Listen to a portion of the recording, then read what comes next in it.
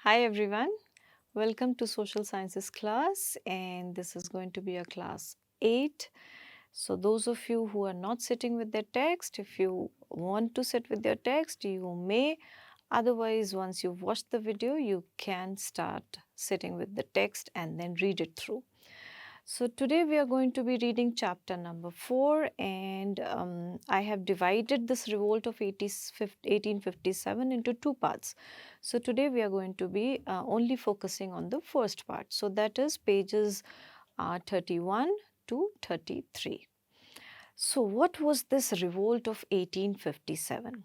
Now in the modern India that all of us live, you and me, we are absolutely free. We can say whatever we want to say. There is no foreign power which is ruling us. Um, we are not dependent on anybody except for mutual trade and mutual territory.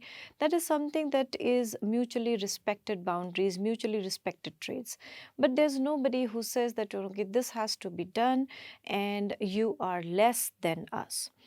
But before we arrived to this situation in India, we had Britishers ruling over us. And there's a whole lot of independence and freedom movement that started in 1857. So the Britishers do not call it as First War of Independence, but Indian historians and in public, we do say that this 1857 revolt was our first war of independence. So today we will be learning a few topics regarding revolt of 1857. So as I said that there was somebody else who was ruling, so that was the company rule. Now, generally what happens is that the governments rule over each other. So, but in 1857, it was not the government of Britain that was ruling us. Uh, Instead of that, there was a company called East India Company who was basically not a political entity but a trade relating company. So that was the company that was ruling us. So that is why we say that the revolt happened during the time of the company rule. Now, the British historians called it Sepoy Mutiny and the Indians called it the First War of Independence. Now, Sepoy Mutiny is something that a soldier, if he's not happy with his way of living, if he's not happy with the pay structure or anything else, he starts disobeying his commander. So that is basically a Sepoy mutiny. But as we all are going to read that it was not at all a Sepoy mutiny, because there were many others who were a part and parcel of our independence movement. So that is why Indian historians, we call it as the First War of Independence and not the Sepoy mutiny. So let's go on further. Though the revolt was started by the Indian soldiers in the service of the East India Company, it soon spread all over the country. So when we are going to read through the causes and the reason that it started, we will be reading about why and how the Indian soldiers were the first to start the independence movement. Now, these were the first but not the last. Millions of farmers, artisans, and soldiers, all of them fought heroically for over a year. So, mind you, this was not a short term, short lived independence movement, but it went off for one full year. And almost all the people in India, whether they were Hindus or Jains or Buddhists or Muslims, all of them were a part of this movement and hence sacrificed a lot of their life. And all of them fought together for only one thing, that they wanted the Britishers to be out. Sorry, not the Britishers. Not the British government, but the East India Company rule. They wanted all of them to be out and they wanted only the Indians to be ruling them. So, why did this mutiny, as the Britishers call, or why did this 1857 revolt actually happen? So, first we are going to start learning and reading about the political cause that led to this revolt. So, the political cause, now remember this East India Company, they were all governed by lords. So, each um, state had a different lord, and they were the one who were the political masters, and they were the one who actually made all the rules and regulations related to the states that they were ruling. So there was one lord, his name was Lord Dalhousie, and he was the first who had this policy of annexation. Annexation is, he was very, very interested in taking all the states as their own country or their own state, and he wanted to rule over them. So because he was annexing, because he was taking that property, he was taking that state, the rulers of those states had to be out of the state, or there were few who were killed, there were few who were just imprisoned. So the political cause of that revolt was the unhappiness of Lord Dalhousie's policy. So remember, if there was a king in Lucknow and his kingdom is being taken away by Lord Dalhousie, obviously he is going to fight it out. So that's the political cause that led to the revolt. So Lord Dalhousie's policy of annexation caused anger among the people of India. The last Peshwa, who was Baji Rao, he had a son who was adopted, and his name was Nana Sahib. So Nana Sahib was deprived of the pension his father was receiving. Now Lord Dalhousie said that because the Peshwa did not have a natural born heir, natural born son, so the kingdom is going to go to the company, and the pension that the East India Company was giving to the Peshwa will not be given to his son, which was absolutely unfair. So if you do not have a son, if you do not have an heir, that does not mean that the other person comes and takes the kingdom away. So that was one political cause for Nana Sahib to go up and join the revolt. Then you had the famous Rani Lakshmi Bai. So Rani Lakshmi Bai also did not have her own son, and she adopted a son. Again, the same happened, that she was refused the kingdom on the ground that you do not have a natural heir, you do not have your own son. So Peshwa was the Nana Sahib Peshwa was the one who was against. Then we had Rani Lakshmi Bai. Then the famous Bahadur Shah Zafar, who was the Mughal emperor. Now, earlier days, Mughal emperor were the very, very strongest rulers in India. But now the Mughal emperor had become very, very weak. The empire, it was a very large empire, but slowly and steadily the East India Company started taking over their states, and hence the empire became very, very small, and the power and the strength of that Mughal empire also got down. So Lord Dalhousie announced in 1849 that Bahadur Shah Zafar will not be allowed to stay in the Red Fort. Now, this Red Fort was the home of many, many Mughal emperors, and it was a symbol of power and strength of Mughal Empire. And Lord Dalhousie did not want Bahadur Shah Zafar to be staying there.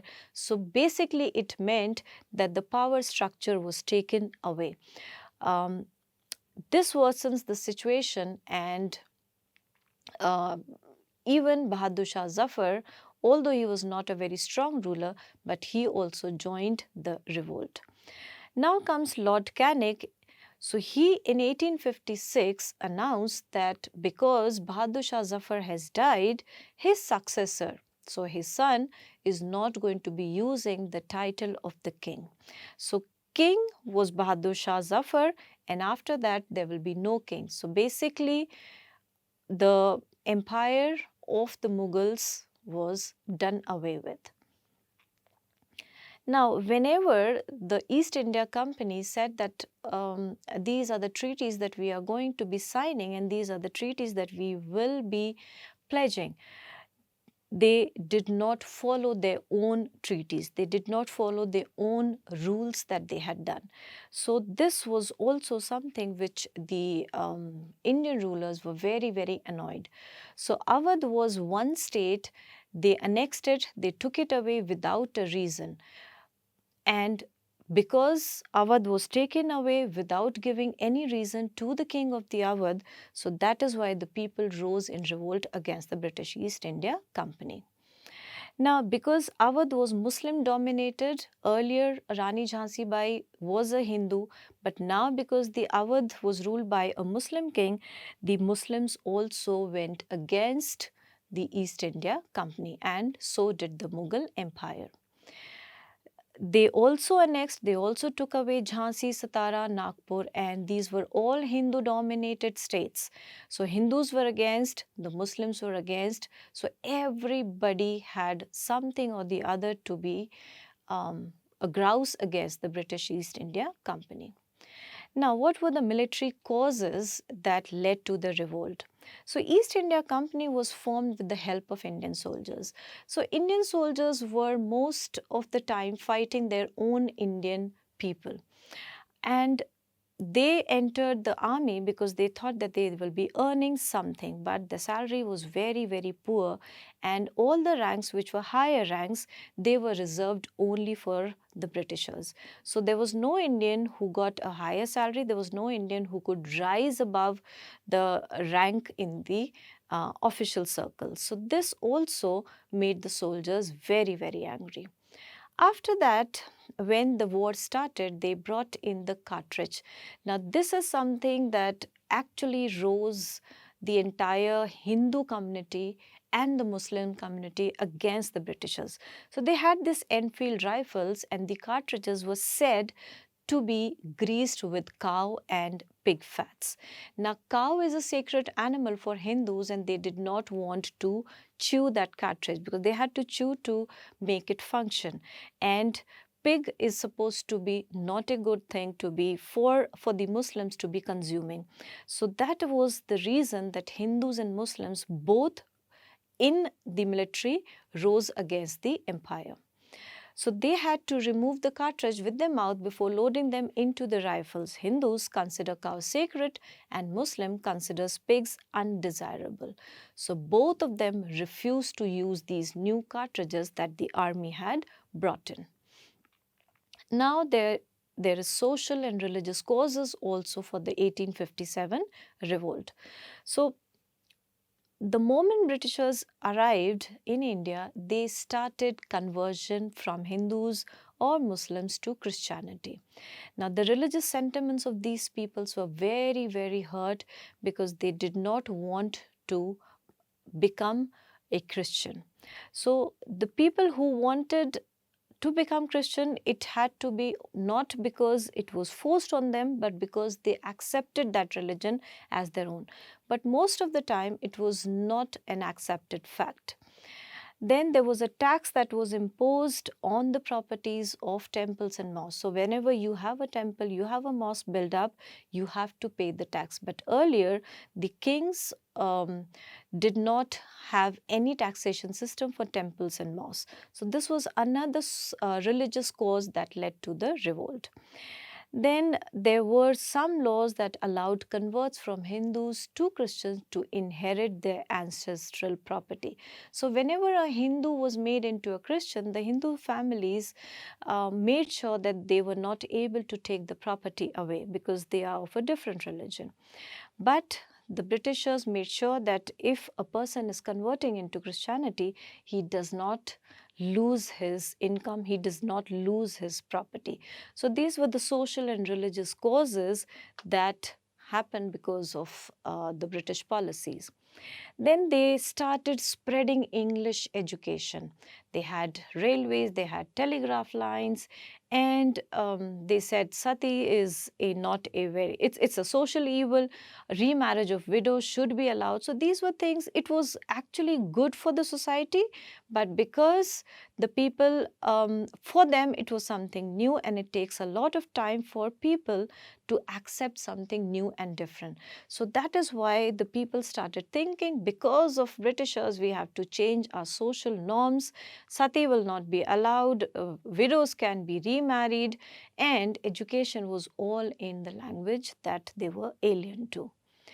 Then comes your educated Indians, they were denied. So even if they were highly educated in their own English educated system, even then the Indians were not allowed to hold a position of power in the government. So it was the same as the sepoys were not allowed to be an officer in the army. So it was same in the government also. Racial discrimination, the way that we face even now in India, it was the same even in those times.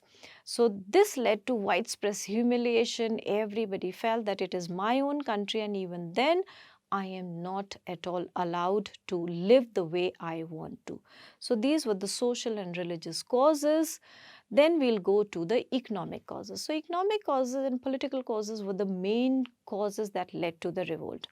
Now, initially when the company came, it came as a trading company. So what they did was that they just purchased the textile and food grains, and then they gave the gold and precious metals in exchange of these things. So this was something which was very good for the Indian economy, but slowly and slowly they reversed that policy, and the gold and the money started going to Britain rather than coming back to India. So what they started doing was, because the Industrial Revolution, England also started having those cotton mills and factories. They required cotton, which they did not have. So Bangladesh and India, they are cotton producing plants countries. So what they did was they started taking the raw material, cotton and jute, both from India. They took the raw material, put it into the English machines, processed it, and then the clothes that they made out of it was sent back to India, and the Indians, instead of wearing their own khadi, they started buying those cotton clothes. So when you're buying something from that government, the money went back to their own country. So this two-way trade actually hurt the Indian economy. So whatever raw material India was producing, it went to Britain. They sent us the shirts and the trousers and everything, and we bought it, and again the money went back to their own country. So this way they started ruining the Indian economy. They also confiscated the lands. Confiscated means they took away the lands forcefully of many, many landlords. So if they do not take the land away, how are they going to rule? How are they going to get the produce of agriculture? How are they going to earn money?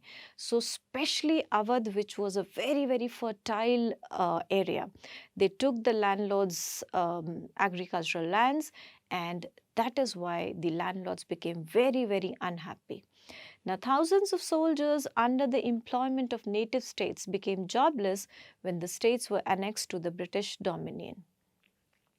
So gradually, all the states which were ruled by the kings and queens, they were all going away to the Britishers. So the land was basically not Indian. It started being in the ownership of the Britishers. So whoever was working in the Indian states, they had no job, they had no employment, and especially people who were on the higher rank in the judicial post, they had nothing left for them. And that is why everybody wanted to be getting rid of the British Empire. So these were the economic causes. I'm giving you a second. You can just go through it and read through it. Thank you. So immediate cause, as I told you, that it was the introduction of the Enfield rifle, and it was Mangal Pandey, the sepoy in Barakpur, 29th March. He was the one who started the revolt, and he refused to use it, and he was hanged to death. So the main events of the revolt, it started from the Bengal, Barakpur and Behrampur.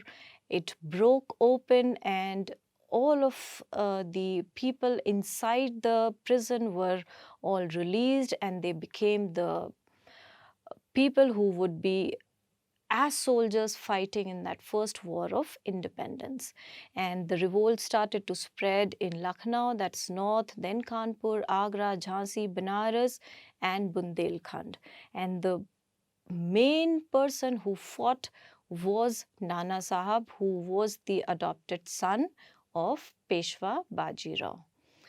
So Nana Sahab Butt was finally defeated by General Havelock and he died. Bahadur Shah Zafar, he also died. And finally Lucknow was captured by Campbell in March 1858. So this was the end of war where everybody fights to make India independent, but sadly all of them die. So remember that it was basically central India, northern part of India where the war was fought. It was Tatya Tope, it was Rani Lakshmi Bai, all these people who were the great warriors of that 1857 war, and thus the Great War of Independence came to an end without gaining any freedom from the Britishers. So the end of the lesson, and this is the entire map where you see these are the places that the war actually happened. So we are going to be continuing with the same topic next time in 1857 War of Independence Part 2. So till then I would appreciate if you can go through, read those pages and come back a little more alert and more informed of the lesson. Thank you and bye-bye.